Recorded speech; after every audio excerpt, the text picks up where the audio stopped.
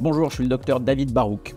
On va discuter aujourd'hui de la prise en charge du patient sportif de haut niveau et de voir comment on peut l'accompagner de sa blessure jusqu'à la reprise de ses performances.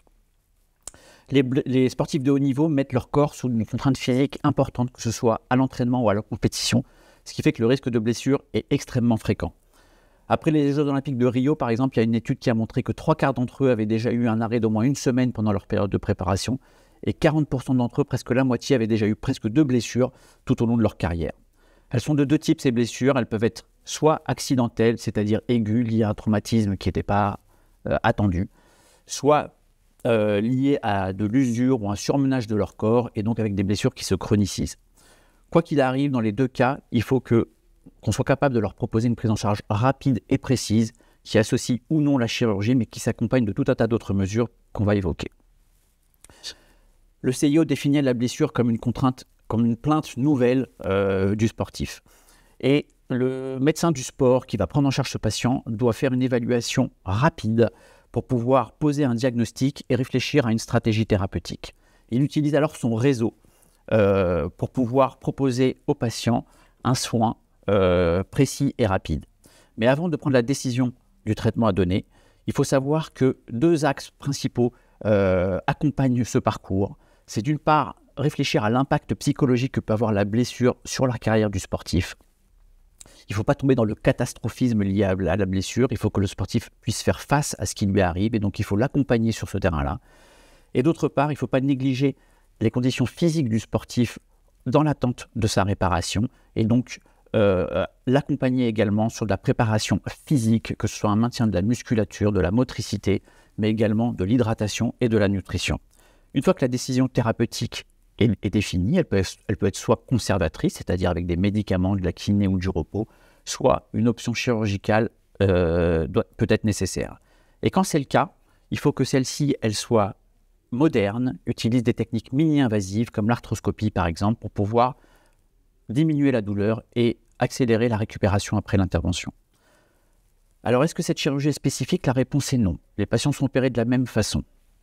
Par contre, ce qui change, c'est que les contraintes excessives au cours duquel les sportifs sont soumis, ou alors les traumatismes à haute vitesse ou à haute énergie, entraînent des lésions beaucoup plus complexes, que ce soit au niveau des ligaments, des articulations, des fractures beaucoup plus compliquées. Et donc, il faut qu'il y ait une expertise chirurgicale, donc des chirurgiens qui connaissent les traumatismes, qui connaissent le sport pour pouvoir prendre en charge ce type de fracture. Le garrot est un parfait exemple de ce type d'adaptation de l'expertise de l'équipe chirurgicale, puisqu'en fait, en serrant ce garrot pour diminuer les saignements autour de l'opération, le muscle reçoit moins d'oxygène, donc plus ce temps est court, plus la réadaptation après l'intervention est rapide. Pour l'anesthésie, là aussi, il faut qu'il y ait une équipe d'experts.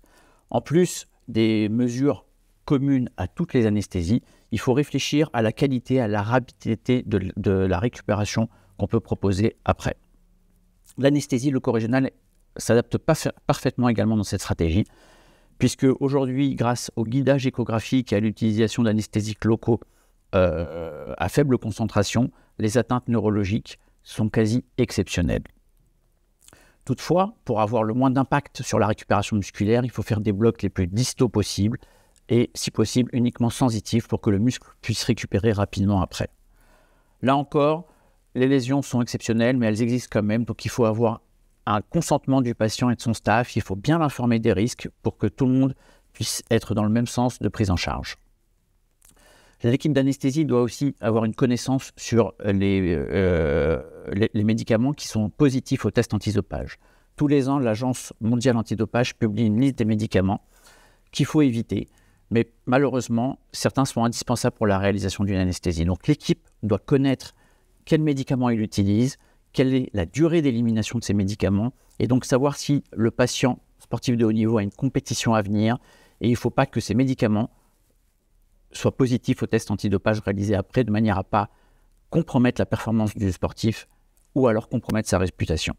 Après chaque anesthésie, on leur remet un certificat daté, signé, tamponné, avec la liste des médicaments qu'ils ont reçus et leurs indications.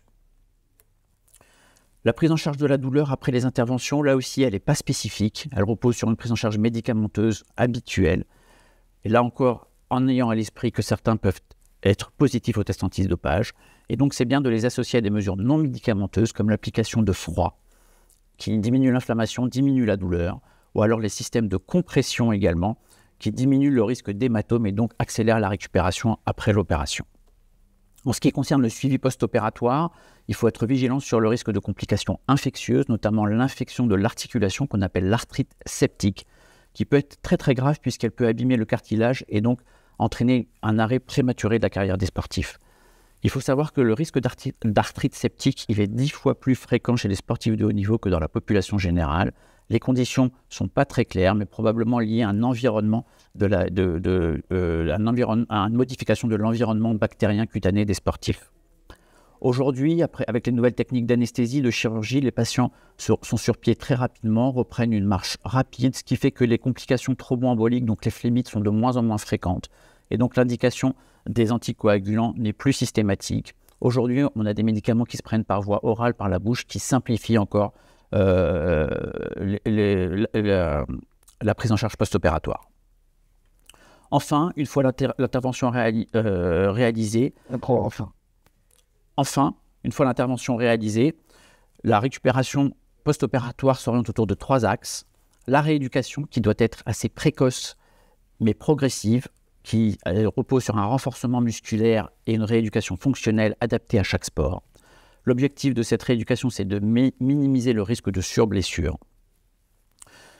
La réadaptation physique doit elle aussi se faire progressivement avec un retour progressif à la reprise de la compétition en réalisant des tests pour être sûr que le patient est capable. Là encore, un accompagnement psychologique est fondamental puisqu'elle permet aux patients de traiter l'appréhension qu'on peut amener à trouver au moment de la reprise des activités. Et le suivi à long terme doit se faire par des consultations médicales et des examens pour éviter le risque de surblessure. On l'a compris, les techniques chirurgicales anesthésiques de prise en charge de la douleur sont les mêmes pour les patients sportifs de haut niveau que pour les patients de la population générale. Mais ce qui change, c'est le réseau d'experts qui entoure cette prise en charge, qui s'accompagne de médecins du sport, de médecins du club, de kinés, de nutritionnistes, dont l'objectif de chacun est un retour à la performance du sportif. Toutefois, il y a des délais qu'on est obligé de respecter, celui de la cicatrisation tissulaire pour éviter le risque de reblessure et donc le risque de fin de carrière. Enfin, qu'est-ce qu'on fait avec les sportifs occasionnels? Donc on l'a compris, les techniques sont les mêmes, par contre l'environnement change et donc le risque de récupération probablement un petit peu plus long. Merci.